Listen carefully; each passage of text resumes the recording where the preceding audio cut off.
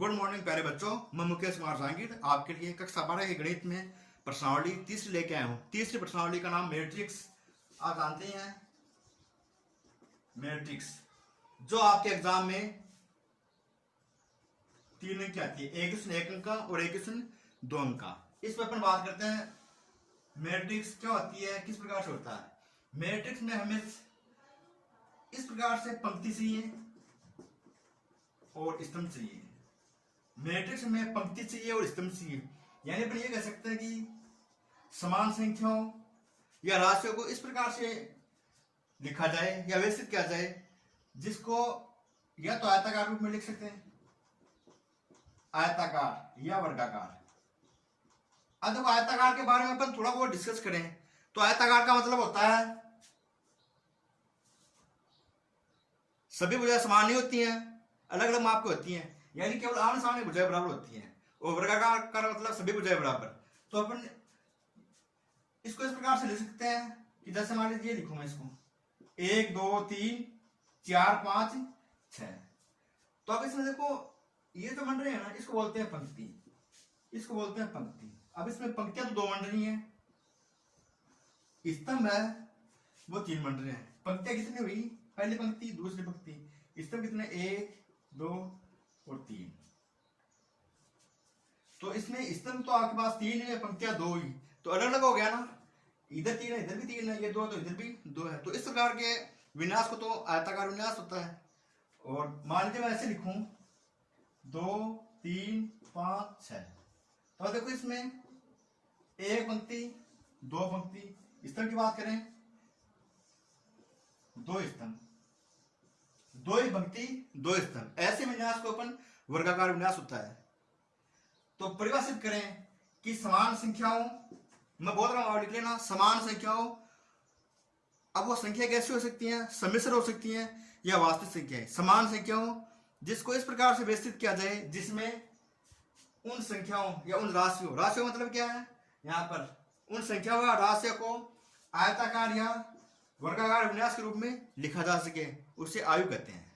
तो ये तो आयु की आसान सी परिभाषा हुई, आपको ध्यान क्या रखना है। इस प्रकार से 2 पंक्तियां 3 स्तंभ 3 पंक्तियां, 2 स्तंभ 3 पंक्तियां, 4 स्तंभ 4 पंक्तियां 3 स्तंभ, या 3 पंक्ति 3 स्तंभ हो या 4 पंक्ति और 4 स्तंभ हो। इस प्रकार के जो विन्यास से बनता है उसको अपन आयु कहते हैं। अब इसमें दूसरा पॉइंट आता है, ये तो आयु की परिभाषा होगी, पहले तो इसमें हुई परिभाषा पहला पॉइंट। दूसरा पॉइंट है आयु की कोटि, मैट्रिक्स की कोटि, मैट्रिक्स की कोटि। तो मैट्रिक्स कोटि को अपन परिभाषित करेंगे तो इसमें अपन मान लेंगे, माना कि किसी मैट्रिक्स में n पंक्तियां तथा n स्तंभ हो, n पंक्ति तथा n स्तंभ। माना कि किसी आयु में m पंक्ति तथा n स्तंभ हो,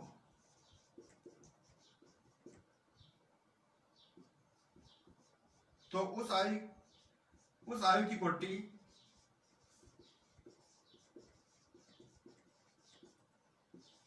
m गुणा n होती है, m गुणा n होती है।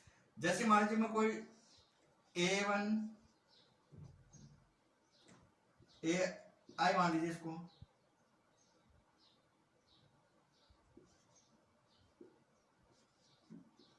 ये bn तक हो गया, तो m गुणा n ये कोटि होती है इसमें।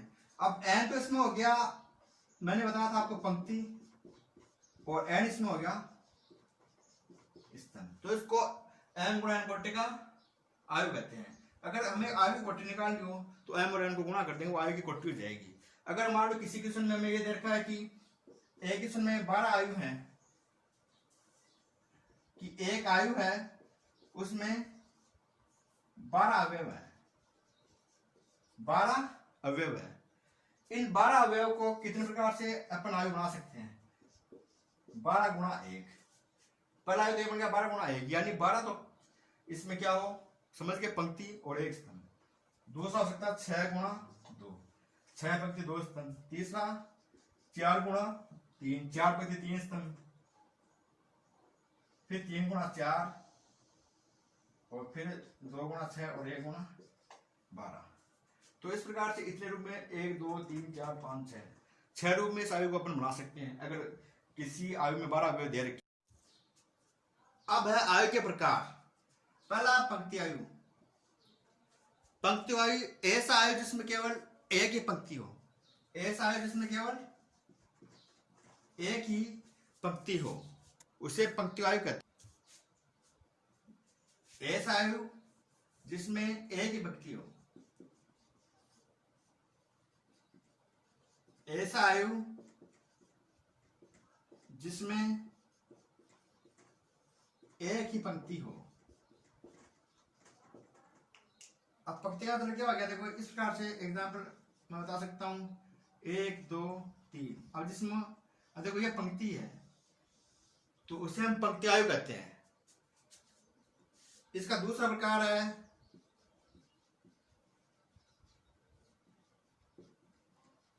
स्तंभ आयु। अब जैसे इसको परिभाषित किया वैसे स्तंभ आयु को परिभाषित कर देंगे। ऐसा आयु जिसमें एक ही स्तंभ हो, ऐसा आयु जिसमें एक ही स्तंभ हो। एग्जाम्पल में ले सकते हैं उसका 2 4 6। अब देखो ये इसमें एक स्तंभ है तो इसको अपन स्तंभ आयु कहते हैं। उसके बाद आता है शून्य आयु। तीसरा प्रकार है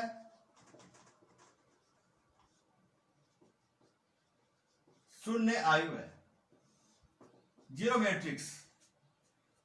ऐसी मैट्रिक्स जिसमें अवयव सभी अवयव जीरो हो, ऐसी मैट्रिक्स जिसमें सभी अवयव शून्य हो। ऐसा मैट्रिक्स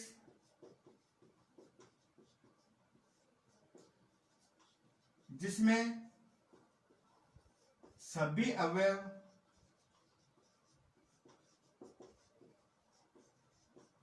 शून्य हो, शून्य मैट्रिक्स कहलाती है। शून्य आयु कहलाता है 0 0 0 0। तो ये शून्य आयु हो गया। उसके बाद अपन बात करते हैं आयताकार आयु। आयताकार आयु। आयताकार आयु में अगर 3 पंक्ति ले रहे हैं तो 2 स्तंभ ले लेंगे, 2 पंक्ति ले रहे हैं तो 3 स्तंभ ले लेंगे, 3 पंक्ति तो 4 स्तंभ, 4 पंक्ति तो 3 स्तंभ। ऐसा आयु जिसमें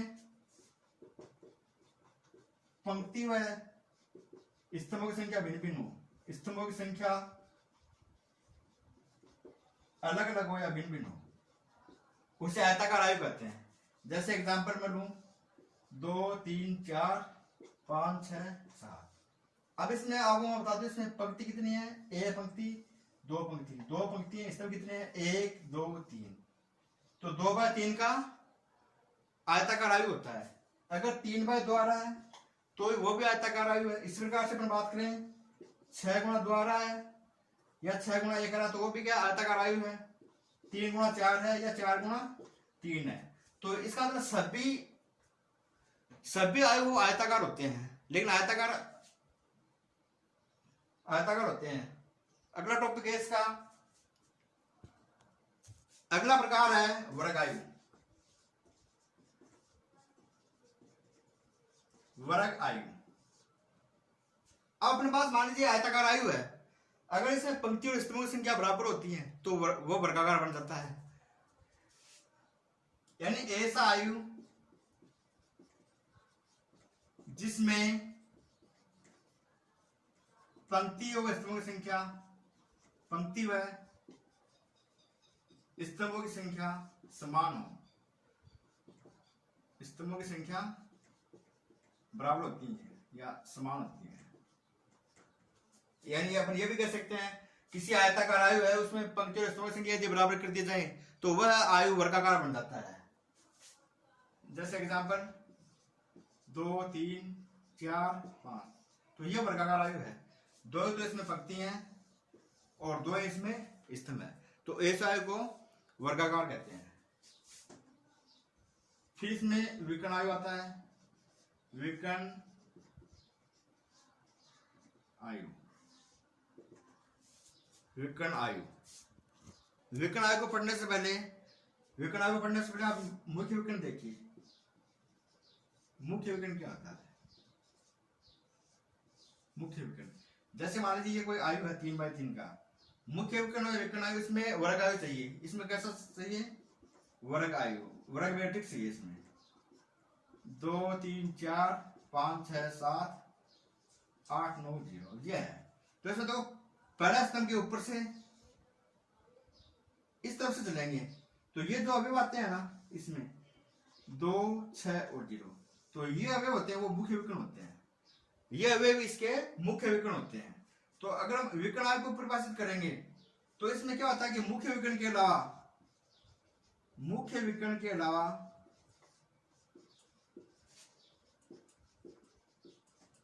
शेष सभी अवयव जीरो हो, शून्य हो, तो उसे हम विकर्ण आयु कहते हैं। जैसे एग्जांपल, मान लीजिए मैंने एग्जांपल दिया है 2 0 0 3 2 सॉरी 0 3 0 4 5 सॉरी 0 0 5, तो देखो ये मुख्य विकर्ण हो गया 2 3 5, और बाकी शेष अवयव इसको जीरो होते हैं, तो इसको विकर्ण आयु कहते हैं। फिर इसके बाद अगर आता है अदिश आयु, अदिश मैट्रिक्स। अदिश मैट्रिक्स ये भी आसान सी है। यदि कोई भी आयु है, किसी भी आयु में मुख्य विकर्ण के अवयव समान हो, किसी भी आयु के मैट्रिक्स के मुख्य विकर्ण के अवयव समान हो, मुख्य विकर्ण के अवयव समान हो, उसे हम अदिश आयु कहते हैं, अदिश मैट्रिक्स कहते हैं।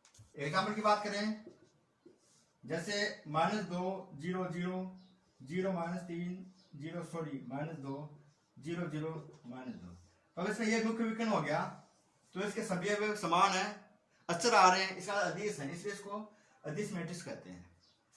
फिर अगला है इकाई मैट्रिक्स।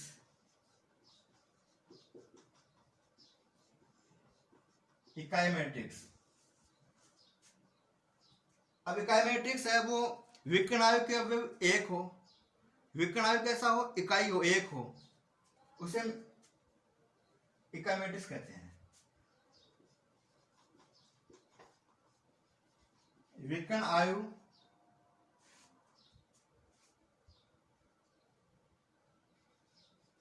के अवयव इकाई हो, उसे इकाई मैट्रिक्स कहते हैं, यूनिक मैट्रिक्स कहते हैं।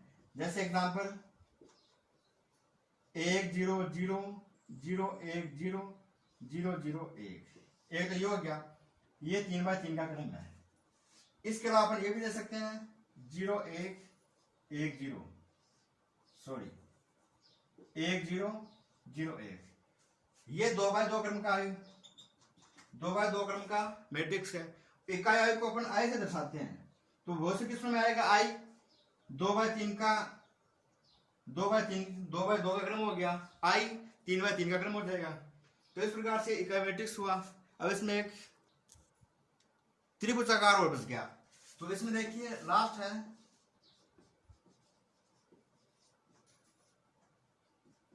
त्रिभुजाकार आयु।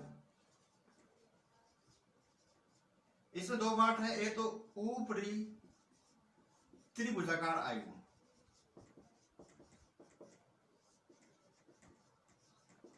अब देखो इसका आसान सा तरीका समझने का,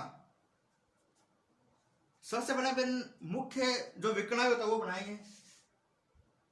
यह भी कह सकते हैं कि मुख्य विकर्ण के नीचे के अवयव शून्य हो, यानी 1 2 3 0 4 5 0 0 6, ऐसा मैट्रिक्स जिसमें मुख्य विकर्ण के नीचे के शेष अवयव 0 हो, तो ये त्रिभुजाकार आयु बन गया। ये देखो त्रिभुजाकार आकृति बन गई ना, ऊपर की तरफ बन रहा है, इसलिए इसको ऊपरी त्रिभुजाकार बोलते हैं। यानी ये कह सकते हैं कि मुख्य विकर्ण के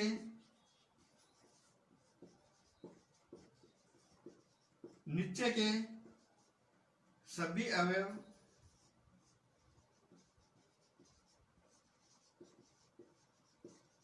शून्य हो। तो मैंने बता दिया। दूसरा प्रकार है निचली त्रिभुजाकार आयु है मैट्रिक्स। अब इसमें क्या जाएगा, मुख्य विकर्ण के ऊपर के अवयव 0 हो जाएंगे। क्या हो जाएगा इसमें, ऊपर के सभी अवयव शून्य, सभी अवयव शून्य हो। किसके ऊपर के, मुख्य विकर्ण के, मुख्य विकर्ण के अवयव क्या हो, 0 हो इसमें। अब मैं यहां पर देख तो इसमें यहां तो आएगा क्या, 1 0 0 2 3 0 4 5 6। तो अब ये देखिए, ये मुख्य विकर्ण हो गया और ये ऊपर का हो गया, ये 0 हो गया। तो ये त्रिभुज बन गया यहां से। तो इसको बोलते हैं निम्न त्रिभुजाकार आयु। तो इस प्रकार से आयु के प्रकार हुए। और बाकी तो बच गए। इसमें परिवर्त आयु, सम्मित आयु, विषम सम्मित आयु, इसकी परिभाषा कल देखेंगे और उसके बाद में इसके क्वेश्चन देखेंगे। थैंक यू, धन्यवाद।